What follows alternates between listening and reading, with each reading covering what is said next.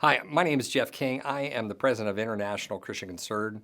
It's persecution.org on the web, and we serve persecuted Christians everywhere. I've been doing this for 20 years, and I have to tell you this, if there's one country that's always on my heart, it's Nigeria. And I kind of want to bring you into my world, and so you kind of see the progression of what's happened with my thinking, with my heart towards Nigeria. So, 20 years ago, I had come from ministry but didn't know a lot about persecution and would just notice this pattern continually. So, first of all, Boco Haram was killing Christians in the north, driving them out, pushing them down into the middle belt and into the south. And then from there, though, we really started to see attacks happening in the middle belt and attacks on farmers.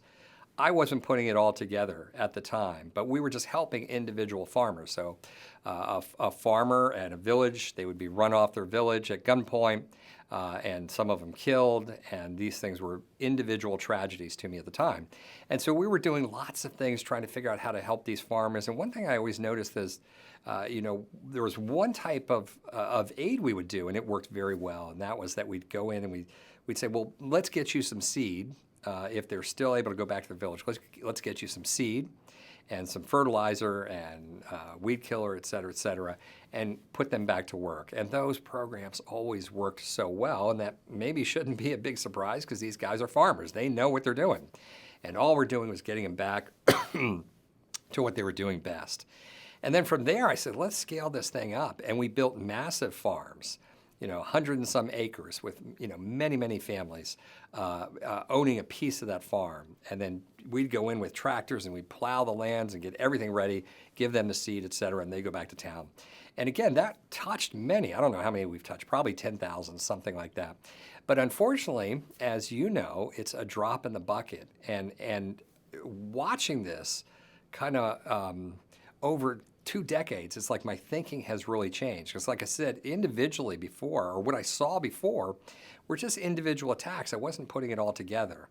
And then here's what I'd notice. I said sometimes, I'd see this. Sometimes, the army would surround an area, supposedly to protect it, but they would let the Fulanis in, and they'd let them go crazy. And I thought, now that's a strange thing. What is that? And then other times you'd see that, first of all, there's never any response. The enduring thing is there's never any response from the government. Nothing happens, just a lot of talk. And then, though, you'd see sometimes when the Christians would protect themselves and take up arms and shoot back, guess what would happen? The helicopter gunships would very quickly respond. And I said, oh my gosh. And over time, here's what I've come to. And I'm not the only one saying this. This is obvious to a lot of Nigerians, but it's lost in the West. But what I've come to is that the Nigerian government, and there's, depending on the administration, it doesn't matter about the administration. Right now, it is the administration is a key part of it, but the Nigerian government is aiding and abetting. And all the intelligence agents, all the security apparatus, and that means the intelligence agency, that means the police, the army, et cetera, those are all controlled by Muslims at the top. You might have a department of whatever who's a Christian, but the apparatus is controlled by Muslims. And then, so it doesn't matter what administration comes in. Now, this one is particularly bad, and it's getting worse. So, the Nigerian government is continually lying to governments around the world. And we're down in Washington. We're continually working with senators and congressional representatives, State Department, et cetera. So we're very familiar with the message they're spreading. And their message basically is that this is a very complicated problem. It's not religious. It's a herder-farmer conflict. It's so hard to find these guys. This is a guerrilla war. We're doing our best. My gosh, maybe you could send us some aid and we could do more. That's the continual drumbeat from the Nigerian government. It's an absolute lie because what they're doing is they're aiding and abetting, okay?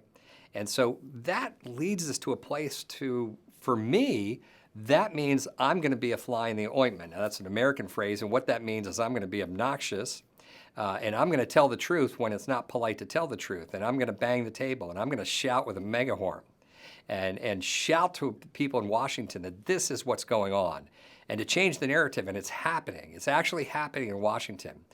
And so, but the question for you guys is, what do you do? And honestly, I don't know the full answer. I mean, the first obvious part is to pray. We need to call out. We need to say, Lord, you tell us that the blood of the innocent cries out to you from the ground.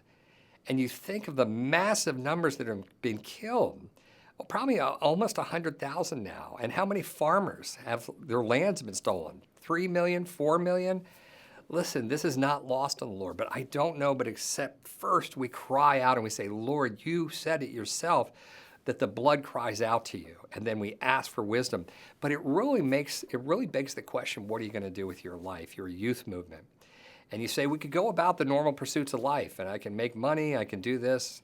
But I think the times call for something different. And maybe it means you go into law, and you go into politics, you go into journalism, and you investigate, and you find the truth. You go and volunteer and say, I'm going to go help the victims.